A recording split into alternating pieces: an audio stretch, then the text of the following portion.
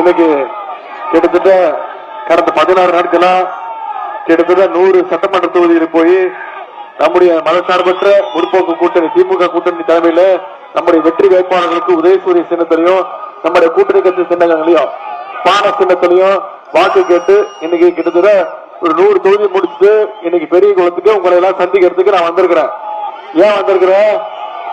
நம்முடைய தலைவர் அவர்கள் அனுப்பிச்சிருக்கிறாங்க. போய் பெரிய குளத்துல நம்முடைய வெற்றி வேட்பாளர் அண்ணன் சக்திவேல் அவர்களுக்கு பான சின்னத்துல போய் வாக்கு சேகரிச்சுட்டு வா, அங்க இருக்கக்கூடிய பொதுமக்களை சந்திச்சுட்டு வான்னு எல்லாம் நினைச்சிருக்காங்க. ஆனா இங்க வந்து பார்க்கும்போதுதான் உங்களுடைய உணர்ச்சி உங்களுடைய எழுச்சி எல்லாம் பார்க்கும்போது இங்க ஏற்கனவே நம்முடைய பானை சின்னத்துடைய வெற்றி விடுதலை சிறுத்தைகள் கட்சியுடைய வேட்பாளர் வெற்றி வேட்பாளர் நம்முடைய கூட்டணி வேட்பாளர் அண்ணன் சக்திவேலுடைய வெற்றி உறுதியா? நிச்சயம் வெற்றி பெற வச்சிருக்கீங்களா? முதல்ல நம்முடைய மாவட்ட கழக செயலாளர் அண்ணன் திரு தங்கத்தமிழ்ச்செல்வன் அவர்களுக்கும் அண்ணன் மூக்கை அவர்களுக்கும் சட்டமன்ற உறுப்பினர் திரு சரவணகுமார், தொகுதி பார்வையாளர் அண்ணன் திரு முத்துராமலிங்கம், ஒன்றிய நகர பேரூர் கழக செயலாளர்கள் திரு பாண்டியன், முகமது இலியாஸ், திரு நாராயண பாண்டியன், திரு பாலமுருகன், திரு கருத்தராசு, தமிழன், பாலமுருகன், திலகர் ராஜா, மாவட்ட நிர்வாகிகள் திரு பி டி செல்லபாண்டியன், நாகஜோதி அருணாச்சலம், முருகேசன், கண்ணையன், முனியம்மாள், முனியாண்டி, மாவட்ட இளைஞர் அமைப்பாளர் அஜித் கான், துணை அமைப்பாளர்கள் பரணீஸ்வரன், செல்லதுரை, தெய்வேந்திரன், முத்துராம்ஜி, இளைஞரணி உள்ளிட்ட அனைத்து சார்பு அணிகளைச் சேர்ந்த நிர்வாகிகளுக்கும்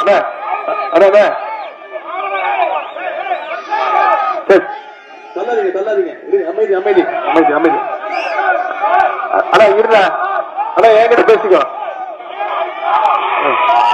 சரி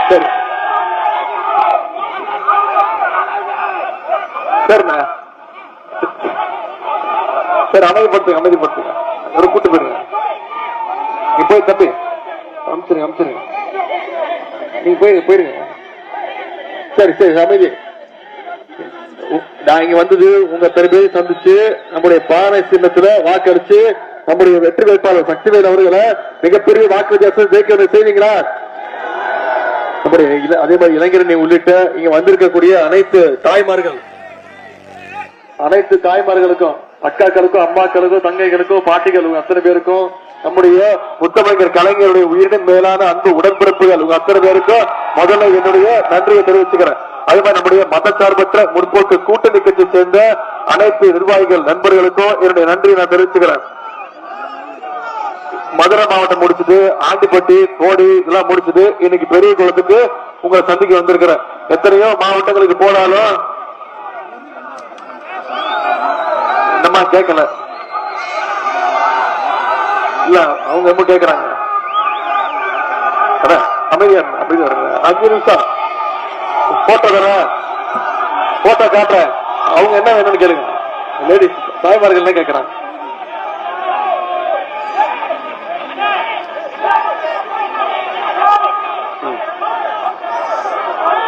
எத்தனையோ மாவட்டங்களுக்கு போயிட்டு இன்னைக்கு தேனி மாவட்டத்திற்கு உங்களை எல்லாம் சந்திக்க வந்திருக்கிறேன்.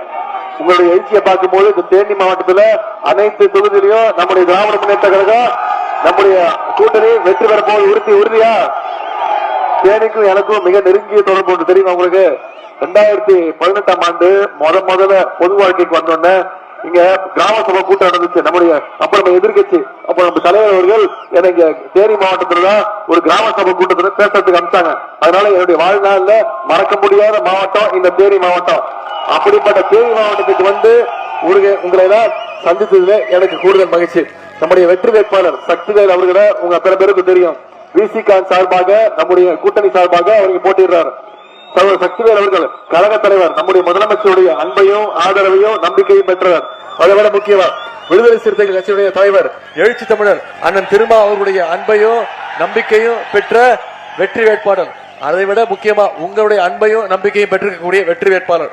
ஒடுக்கப்பட்ட பிற்படுத்தப்பட்ட மக்களுக்காக என்னைக்கு ஓடோடி உழைக்கக்கூடியவர். ஏதோ தேர்தல் வந்துருச்சு அப்படிங்கிறதுக்காக உங்களை சந்திக்க வரல. தேர்தலுக்கு தேர்தல் மக்களை சந்திக்கக்கூடியவங்க நம்முடைய வேட்பாளர் கிடையாது. முழு நேரமும் அரசியல், முழு நேரமும் மக்கள் பணி. நீங்க எந்த நேரத்துக்கு கூப்பிட்டாலும் உங்க வீட்டுக்கு தேடி வந்து உங்களுக்கு என்ன தேவை, உங்களுடைய பகுதிக்கு என்ன தேவைங்கிறத ஒவ்வொன்றத்தையும் தெரிஞ்சு அதை நிவர்த்தி செய்யக்கூடிய வேட்பாளர் தான் அண்ணன் திரு சக்திவேல் அவர்கள். இவரை நீங்க வெற்றி பெற வச்சீங்கன்னா இந்த தொகுதியுடைய வளர்ச்சிக்கு முழு அடுத்த கட்டத்திற்கு அதனுடைய முழு உழைப்பையும் அண்ணன் சக்திவேல் அவர்கள் நிச்சயம் கொடுப்பாங்க. ஆற்றல் மிகு சகோதரர் சக்திவேலுடைய வெற்றி இந்த முறை சட்டமன்றத்தில் அவருடைய குரல் எதிரொலிக்கணும்னா இங்க இருக்கக்கூடிய நீங்க அத்தனை பேரும் பானை சின்னத்தில் வாக்களித்து அந்த சக்திவேல் அவர்களை மிகப்பெரிய வாக்கு வித்தியாசத்துல அனுப்பிச்சுவீங்க. இந்த பெரிய குளத்துக்கு ஏற்கனவே நம்முடைய திமுகவுடைய சட்டமன்ற உறுப்பினர் இருந்தார். இப்ப மீண்டும் ஒரு வாய்ப்பு கொடுங்க. மீண்டும் உதயசூரி சின்னத்திற்கு பல்வேறு திட்டங்களை இந்த பெரிய குளம் சட்டமன்ற தொகுதிக்கு நாம செஞ்சு கொடுத்துக்கிறோம். அந்த உரிமையில உங்களை கேட்க வந்திருக்கிறேன். ஒரு சில திட்டங்களை மட்டும் உங்களுக்கு நினைவுபடுத்த விரும்புறேன். இங்க கொச்சின் சாலையில 92 கோடி ரூபாய் மதிப்பீட்டுல ஒரு புதிய மேம்பாலம் கட்டி கொடுத்திருக்கோம். யார் கட்டி கொடுத்தது? நம்முடைய முதலமைச்சர், நம்முடைய திராவிட மாடல் அரசு. செங்குவார்பட்டி பேரூராட்சியில காட்ரோடு பகுதியில 5 கோடி ரூபாய் மதிப்பீட்டுல மாம்பழ கூழ் தொழிற்சாலை மற்றும் மாம்பழ கூழ் சேமிப்பு கிடங்குகள்.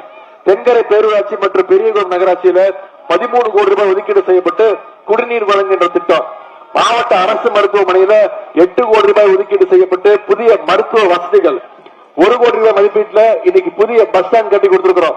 லட்சுமிபுரத்துல கண்காணிப்பு மற்றும் விவசாயிகளுக்கான தகவல் மைய கட்டிடம். மஞ்சளாறு அணை சாலையில இன்னைக்கு 2 கோடி ரூபாய் செலவுல ஒரு புதிய மேம்பாலம். தொகுதியுடைய நகர்ப்புற மற்றும் கிராமப்புற பகுதிகளில் பல்வேறு உள்கட்டமைப்பு பணிகள். இது எல்லாம் செஞ்சு கொடுத்துட்டு மீண்டும் பெரிய குளத்துல மீண்டும் நமக்கு ஒரு வாய்ப்பு கொடுங்க. பான சின்னத்துல அந்த சக்திவேல் அவர்களுக்கு வாய்ப்பு கொடுங்கன்னு உங்களை கேட்க வந்திருக்கிறேன். இன்னைக்கு இந்த பெரிய குளத்துக்கு பல்வேறு திட்டங்களை செஞ்சு கொடுத்திருக்கிறோம். அதே மாதிரி நம்முடைய திராவிட மாடல் ஆட்சி அமைஞ்சு இந்த 5 வருஷத்துல பல்வேறு திட்டங்களை செஞ்சு கொடுத்திருக்கிறோம். ஆட்சி அமைஞ்சது நம்முடைய முதலமைச்சர் போட்ட முதல் கையெழுத்து மகளிருக்கு கட்டணமில்லா பேருந்து திட்டத்தை அறிமுகப்படுத்தணும். செஞ்சு கொடுத்திருக்கோமா இல்லையா? மகளிர் ஒவ்வொருத்தரும் இன்னைக்கு மாசம் 900 வரைக்கும் சேமிச்சிருக்காங்க. அது மாதிரி முதலமைச்சர் காலை உணவு திட்டம் 1ஆம் வகுப்புல இருந்து 5ஆம் வகுப்பு வரை படிக்கக்கூடிய குழந்தைகளுக்கு காலைல பள்ளிக்கூடத்துக்கு போனோன்னு முதலமைச்சர் காலை உணவு திட்டம்.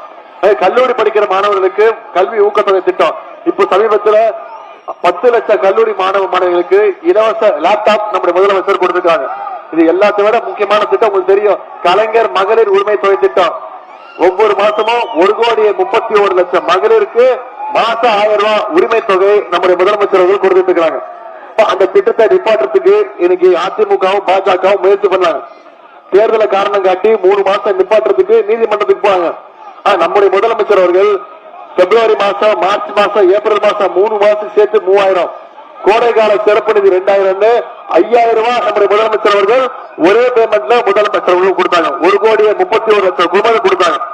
இப்போ வாக்குறுதி கொடுத்திருக்கிறோம். மீண்டும் ஆட்சிக்கு வந்தோம்னா மகளிர் உரிமை தொகை 1000 ரூபாயில இருந்து 2000 ரூபாய் உயர்த்தி கொடுப்போம்னு சொல்லியிருக்கிறோம்.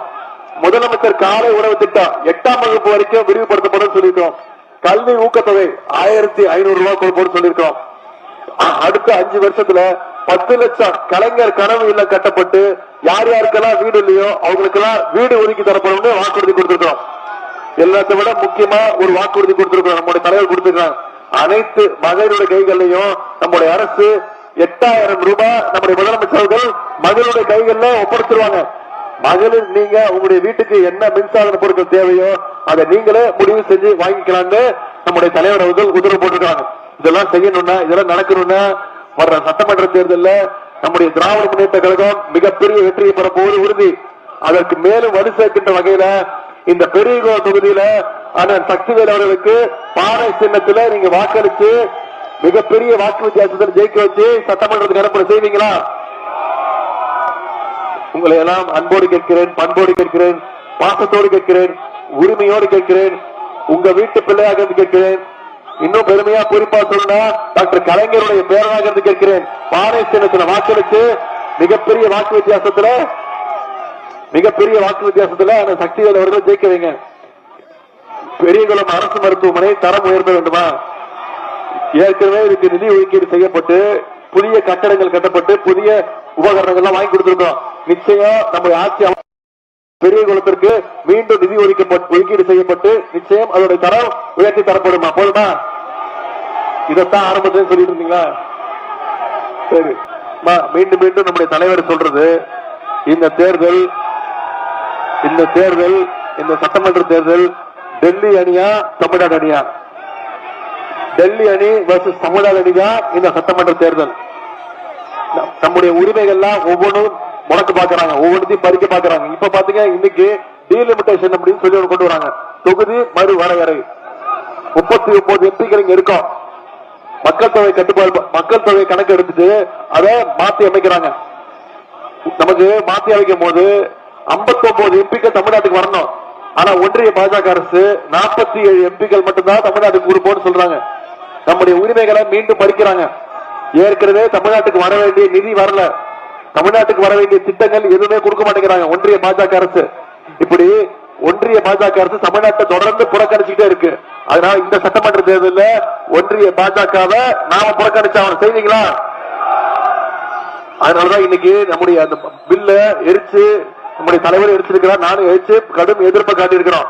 ஆனா எதிர்கட்சி தலைவர் எடப்பாடி பழனிசாமி என்ன சொல்றாரு? அந்த பில்லுக்கு ஆதரவு தெரிவிக்கிறாரு, தொகுதி மறுவரை வேணும்ன்றாரு. டீலிமிட்டேஷன் எந்த பாதிப்பும் வராதுன்றாரு. பாதிப்பு வரும்னு சொல்லிட்டாருன்னா அவருக்கு பாதிப்பு வரும். அதனால பாஜகவுக்கு பயந்துகிட்டு இன்னைக்கு டீலிமிட்டேஷனையும் ஆதரிக்கக்கூடிய ஒரு கட்சியாக இந்த அடிமை கூட்டம் மாறி இருக்கு. அதுதான் நான் சொன்னேன். நாம முரட்டு பக்தர்கள் பார்த்திருப்போம், முரட்டு தொண்டர்கள் பார்த்திருப்பீங்க, ஆனா முரட்டு அடிமையை பார்த்திருக்கீங்களா? இதைத்தான் சொன்ன திரு எடப்பாடி பழனிசாமி அவர்கள் ஒரு நம்பர் 1 முரட்டு அடிமைன்னு சொன்ன. இந்த அனுபவம் எனக்கு கிடையாது. யார் காலையும் வந்து பதவி வாங்கின அனுபவம் எனக்கு கிடையாது. யாருக்கும் பயப்படுற அனுபவம், சங்கி கூட்டத்துக்கிட்ட பயப்படுற அனுபவம் எனக்கு கிடையாது அப்படின்னு இதைத்தான் சொன்ன. இப்படிதான் அவரே முதலமைச்சரானாரு. இவரை மீண்டும் நம்பர் 1 அடிமை, முரட்டு அடிமை. அதைத்தான் நான் சொன்னேன். இதை ஒவ்வொரு நாளும் மீண்டும் மீண்டும் நிரூபிச்சிருக்கக்கூடியவர் தான் திரு எடப்பாடி பழனிசாமி அவர்கள். ஏற்கனவே 10 தோல்வி கொடுத்திருக்கிறீங்க.